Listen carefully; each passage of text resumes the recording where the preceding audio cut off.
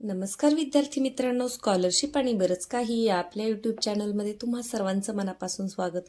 आज आपण इयत्ता 4थीसाठी एक सराव प्रश्नपत्रिका पाहणार आहोत. ती म्हणजे सराव प्रश्नपत्रिका क्रमांक 3 इंग्रजी आणि बुद्धिमत्ता. याच्या अगोदर आपण 2 प्रश्नपत्रिकांचे व्हिडिओ बनवलेले आहेत.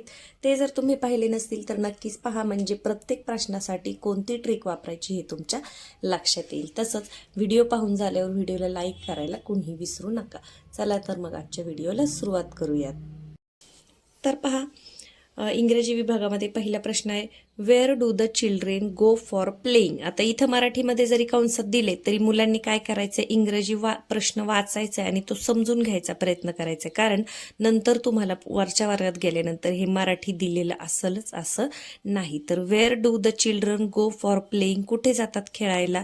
Hospital, road, temple, playground. तर याचं उत्तर काय आहे? प्लेग्राऊंड, पर्याय क्रमांक 4. Which of the following picture is related with the action word jump.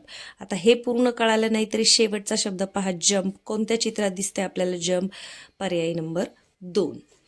यानंतर पुढे, which is the 7th month of the year. 7th सातवा महिना कोणता आहे? जुलै. पहिलाच पर्याय आहे आपलं उत्तर, पर्याय क्रमांक 1.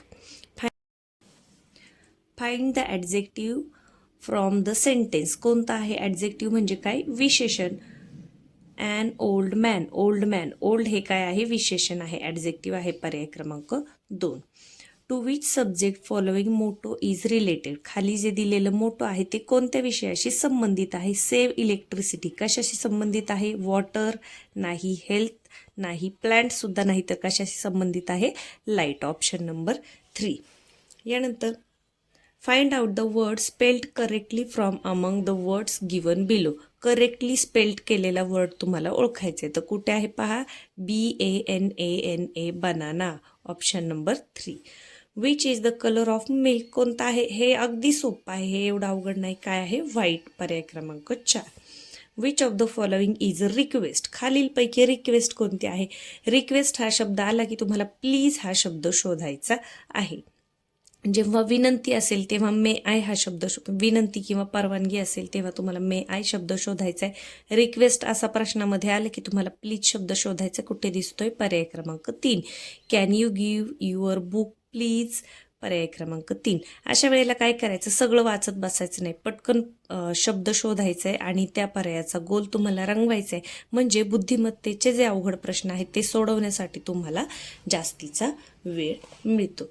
पुढे पहा, select the word that ends with the different sound. Ends with शेवट होतो, डिफरंट साऊंड वेगळ्या साऊंडने शेवट होणार. पहा, सगळीकडे ई आहे, ग्रीनमध्ये शेवट एन दिलेला आहे. Option number 3. Which of the following word describe the adjoint figure correctly. सोबतच्या चित्राचे वर्णन करणारा शब्द काय दिसतंय आपल्याला? आईस्क्रीम. याचे वर्णन करणारा शब्द कोणता? पर्याय क्रमांक 4. कोल्ड. कोल्ड म्हणजे थंड.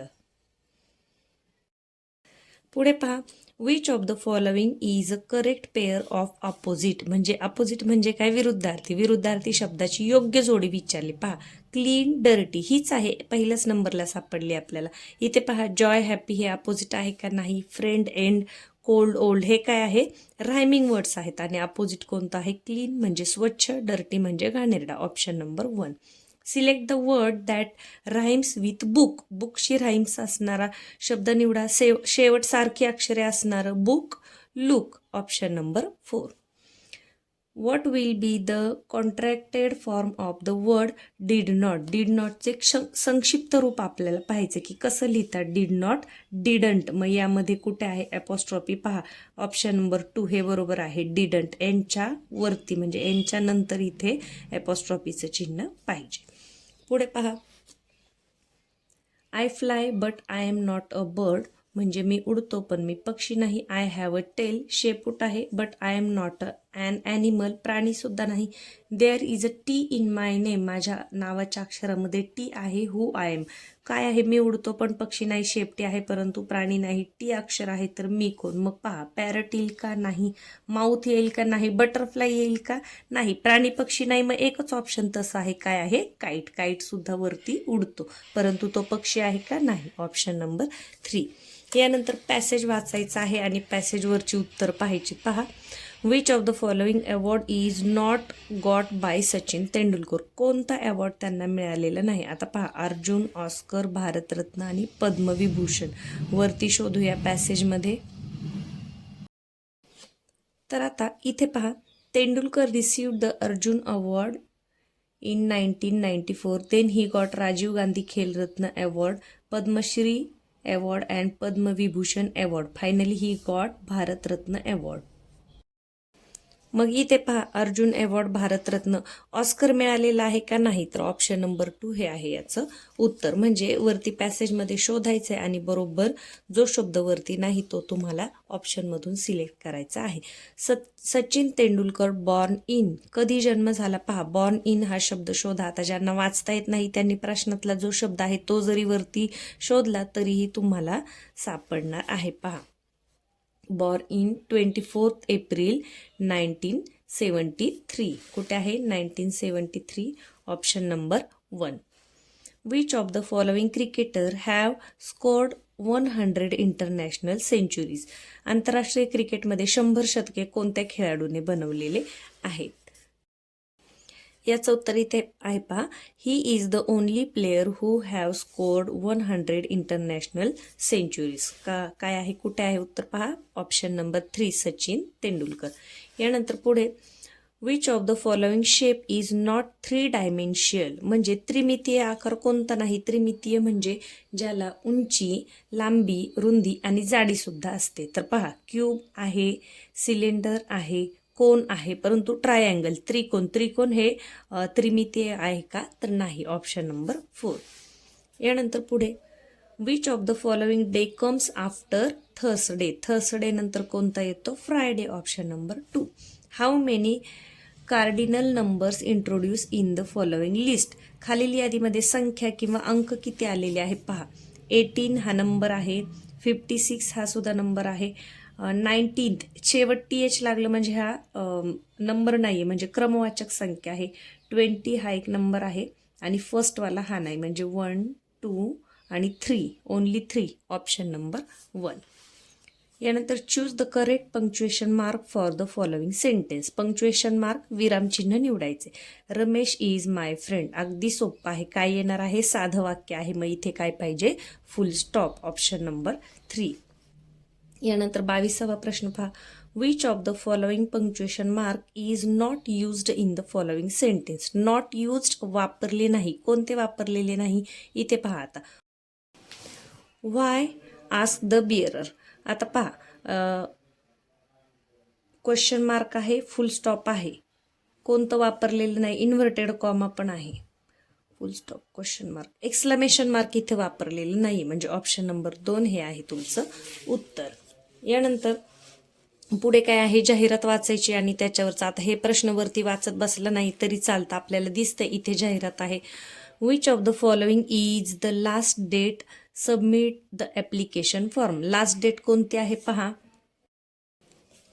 अप्लाय बिफोर 15 डिसेंबर 2016, म्हणजे 15 डिसेंबर 2016च्या अगोदर करायचे, म्हणजे 15 ही तारीख शेवटची आहे. 15 डिसेंबर कुठे दिसते पहा, ऑप्शन नंबर 4. प्रश्न क्रमांक 24 पहा, in which city SG classes situated. कोणत्या शहरामध्ये आहे, तर पहा वरती काय दिसते आपल्याला, भागूर. कुठे आहे, भागूर, ऑप्शन नंबर 2. आणि शेवटचा प्रश्न आहे, which of the following is not adjective. कोणते विशेषण नाही, हॉट हे विशेषण आहे, कोल्ड हे सुद्धा आहे, बिग हे सुद्धा आहे, कॅप हे काय आहे, नाऊन आहे, हे विशेषण नाही, म्हणजे आपलं उत्तर काय आहे, पर्याय क्रमांक 4. तर या पद्धतीने इंग्रजीचे प्रश्न हे अगदी सोपे असतात, पटापट वाचायची सवय लावा. जेवढा प्रश्नपत्रिकांचा जास्त सराव असेल, वेगवेगळ्या प्रकारचे प्रश्न तुमच्या हाताखालून गेलेले असतील, तर इंग्रजीचे हे जे 25 प्रश्न आहेत ते तुमचे खूप पटकन सोडून होतात आणि मग तुम्हाला पुढे बुद्धिमत्ता चाचणी सोडवण्यासाठी भरपूर असा वेळ मिळतो. आता बुद्धिमत्ता चाचणीचे प्रश्न सुरू झालेले आहेत. पहा वरती दिलेली आहे आपल्याला अक्षरमाला. प्रश्न पहिला पहा, वरील इंग्रजी अक्षरमालेत डावीकडून 11व्या क्रमांकाचे अक्षर कोणते. डावीकडून म्हणजे आपला जो डावा हात आहे ती डावी बाजू, आपला उजवा हात ती उजवी बाजू. डावी बाजू म्हणजे या बाजूने. 11वं पहा, 5 आणि 5 10 आणि 1 11, म्हणजे कोणता आहे, के, पर्याय क्रमांक 2.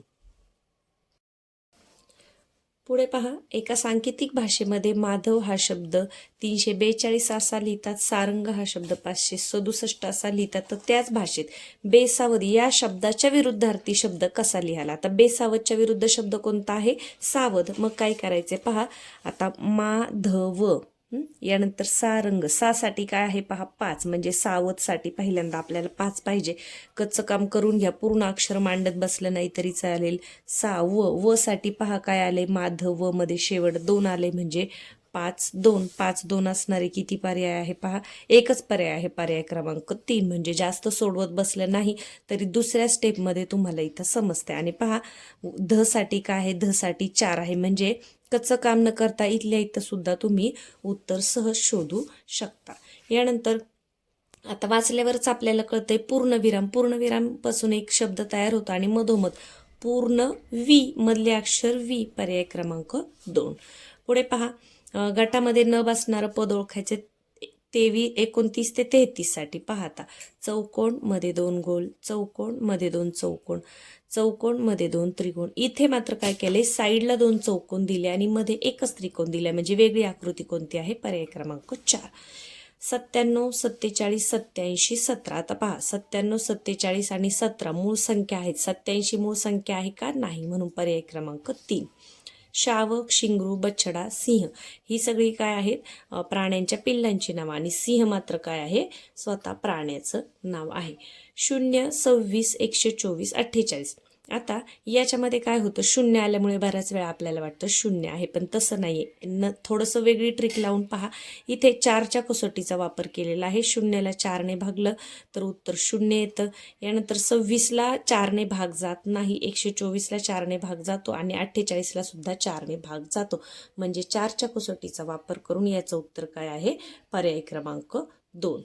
पथक, पलटण, कळप, तुकडे. आता पहा, हे सगळे सैनिकांचा जो समूहवाचक शब्द आहे त्याच्यासाठी आहे. सैनिकांचे पथक, सैनिकांची पलटण, सैनिकांची तुकडी. कळप मात्र हरणांचा असतो, म्हणून वेगळं कोणतं आहे, पर्याय क्रमांक 3. पुढे खालील चिन्ह मालिकेत प्रश्नचिन्हाच्या जागी क्रमाने येणारे चिन्ह कोणते? आता पहा, गोल आहे, पुढच्या आकृतीत काय केलंय, हा जो पहिला गोल आहे तो शेवट टाकलाय, म्हणजे एक एक आकृती शेवट टाकत गेलेला आहे. तर इथे कोणतं येईल पहा, सुरुवातीला काय आहे, गोल आणि त्याच्यामध्ये गुणिले, तर हे शेवट आलं पाहिजे. मग तसं कुठं दिसतंय, पर्याय क्रमांक 4 मध्ये. आणि सुरुवातीला चौकोन दिसतोय, जेव्हा हे मागे जाईल तेव्हा हे शेवट येईल आणि चौकोन पहिला येईल. मग चौकोन आणि अशी खूण कुठे दिसते, गोलात, पर्याय क्रमांक 4. यानंतर पुढे पहा, खालील प्रश्नात प्रश्नचिन्हाच्या जागी कोणती संख्या येईल? पहा, इथे 2 अंक दिलेत, वरती 1 अंक दिले. तर इथे काय केले पहा, 5तून 3 गेले 2, 2चा वर्ग आहे 4. यानंतर 9तून 6 गेले 3, 3चा वर्ग आहे 9. मग 7तून 2 गेल्यावर किती उरतात, 5, आणि मग 5चा वर्ग किती आहे, 25. म्हणजे आपलं उत्तर काय आहे, पर्याय क्रमांक 3. पुढे पहा, सोबतची बेरीज पूर्ण करण्यासाठी अनुक्रमे अंक कोणते? आता अनुक्रमे म्हणजे य साठी समजा आपण पहिला पर्याय घेतला तर य साठी 2, र साठी 8 आणि ल साठी 6. आता पहा, इथे 8 येण्यासाठी आपण एक पर्याय चेक करूया, इकडून सुरुवात करूया. 6 साहित्रिक 18, म्हणजे इथे 8 येते, बरोबर आहे. तर 6 कुठे आहे, 2 ठिकाणी आहे, म्हणजे आपल्याला हे 2 पर्याय पडताळायचे नाही. तर पहा, आता साहित्रिक 18 8 हातचा आला 1. इथे जर 8 घेतलं तर 8 त्रिक 24 आणि 1 25 येते. मग इथे 5 आहे का, नाही, म्हणजे हे आपलं उत्तर नसणार आहे. आपलं उत्तर कोणतं आहे, पर्याय क्रमांक 4. इथे पुढं जास्त सोडवत बसायचं नाही, कारण या ठिकाणी 7 आहे, या ठिकाणी 8 आहे, तर हेच आपलं उत्तर असणार आहे. तरीही आपण एकदा पडताळून पाहूया. पहा, 6 घेतलं सुरुवातीला, लच्या जागी साहित्रिक 18 8 हातचा आला 1. 9 घेतलं, 9 त्रिक 27 आणि 1 हातचा धरला तर 28 8 हातचे आले 2 आणि बेत्रिक 6 7 8, म्हणजे आपली बेरीज बरोबर जुळते.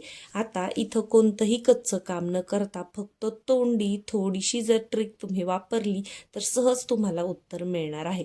सुरुवातीला आपण इथला अंक शोधला, तो किती आलाय, 6 आलाय. मग हे 7 वाला आणि हे 8 वाला तुमचं उत्तर असणार आहे का, नाही. मग दुसरा अंक तपासला, इथे 8 त्रिक 24 आणि 1 25 होतंय, मग इथे 5 आहे का, नाही. म्हणून मग आपण काय केलं, पुढे पूर्ण न सोडवता पर्याय क्रमांक 4 हे आपलं उत्तर निवडलेलं आहे. या पद्धतीने तुम्ही जेव्हा जाल तेव्हा मग पटापट सगळे प्रश्न तुमचे कव्हर होतील. यानंतर पुढे पहा, एका रांगेत अनुज मध्यभागी उभा आहे. त्याच्या डावीकडे 12व्या क्रमांकावर अमोल उभा आहे व त्याच्या उजवीकडे 9व्या क्रमांकावर अतुल उभा आहे. तर रांगेत कमीत कमी किती मुले असू शकतील? आता पहा, अनुज कुठे आहे? मध्यभागी आहे. अशी रांग काढून घ्या आणि त्याच्या मध्यभागी अनुज उभा आहे. त्याच्या डावीकडे 12व्या क्रमांकावर अमोल आहे. आता डावीकडे 12व्या म्हणजे या बाजूला 12व्या क्रमांकावर अमोल आहे. सगळी मुले आपल्याला बाकीची दिलेली नाहीत. आणि उजवीकडे 9व्या क्रमांकावर अतुल आहे. इथे कुठेतरी 9व्या क्रमांकावर अतुल आहे. हा 12व्या आणि हा 9व्या अतुल. तर आपल्याला विचारले काय की रांगेत कमीत कमी किती मुले असतील? आता इथे 9 आहेत, इथे 12 आहेत, म्हणजे इकडे सुद्धा पुढे मुलं असणार आहेत, कारण हा मधोमध उभा आहे. म्हणून आपण काय करणार, इकडचे 12 इकडचे 12, 12 दुनी 24 आणि हा एक त्यात मिळवणार किती? 25. म्हणजे रांगेत कमीत कमी 25 तरी मुले असणार आहेत. तर कुठे आहे आपलं उत्तर? पर्याय क्रमांक 1 हेच आहे तुमचं उत्तर.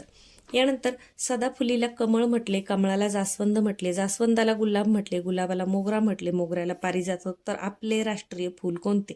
राष्ट्रीय फूल कोणतं आहे? कमळ. मग कमळाला काय म्हटले? जास्वंद. मग आपण पर्याय कोणता निवडणार? जास्वंद. आता इथं पहिल्याच नंबरला कमळ दिले. मुलं काय करतात? प्रश्न वाचतात आणि पटकन कमळला गोल करतात. तर तसं करायचं नाही. कमळाला काय म्हटले? जास्वंद. म्हणून आपलं उत्तर काय आहे? पर्याय क्रमांक 2.